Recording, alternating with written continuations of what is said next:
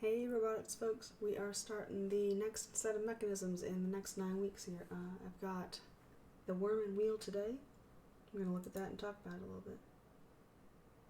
So a worm and wheel has two main parts that make it a worm and wheel. It's got a worm, and that looks kind of like a screw without a head on top, and it's got a spot in the middle you can put the axle through. Sometimes it's called the worm screw. It has one tooth that spirals around the outside. It's like threading. Goes all the way around the outside like a screw or a bolt has that threading around the outside of it. So that's the first part. Then there's a second part called a worm wheel. It looks a lot like your regular spur gears, but if you look real close, you can see that the teeth are not completely straight along the outside. They're angled slightly. And that's so that they mesh with the thread around the worm because the threading is kind of at an angle. Okay. Something very important in a worm and wheel assembly is that the worm is always giving the input. The worm is always the drive gear. The wheel is going to be the driven gear. It's going to be the output gear. So what that means is the flow of power is not reversible. I can't spin that little worm wheel and make the worm gear turn. It doesn't work. Physics doesn't let me do that. I need to over-engineer it so that it could do that, and I don't have the time or the energy to do that.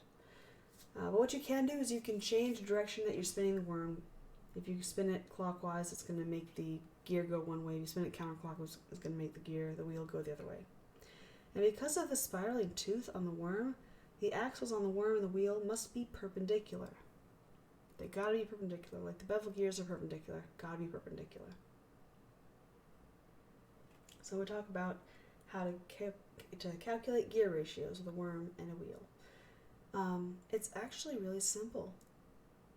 So what happens when I rotate the worm once is that I will move the attached wheel, I'll move only one tooth ahead.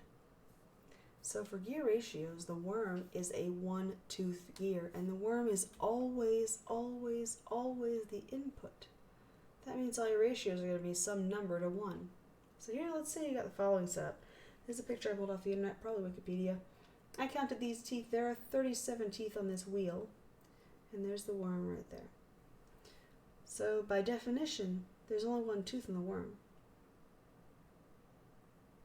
And so what I'm going to do is I'm going to just put the output teeth number first, and the input, which is going to be 1, to go second. So it's really easy. What if my output gear had 40 teeth?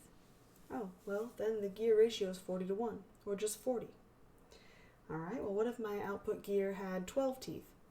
Well, then your gear ratio is 12 to 1, or just 12. What if I have 100-piece gear, 1,000-piece gear? Oh, it's just that number to 1. All right? So by definition, what you're doing is you are taking... oh, lordy, I've lost my train of thought. I was going to say something cool, and then it disappeared.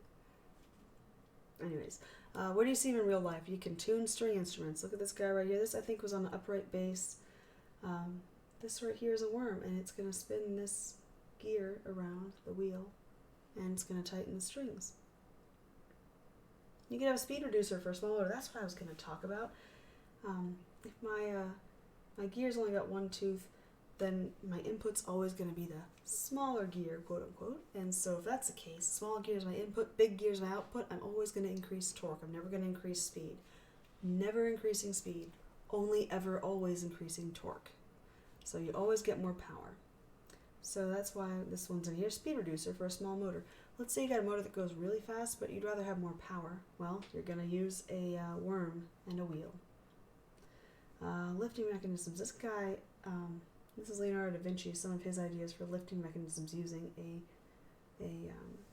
worm and wheel. And then steering mechanisms. If I were to turn this worm over here, it's going to make this piece go back and forth. That's a duplicate slide. That is all I've got about this. There should be, I'm going to put some videos of us making these or using these as well. But at least you got an overview. And I apologize if I started to get off track and lose my train of thought. It is 11:30 and I got only like an hour of sleep last night. So I am running on empty. I'm going to try to re-listen to this, make sure I don't say anything weird.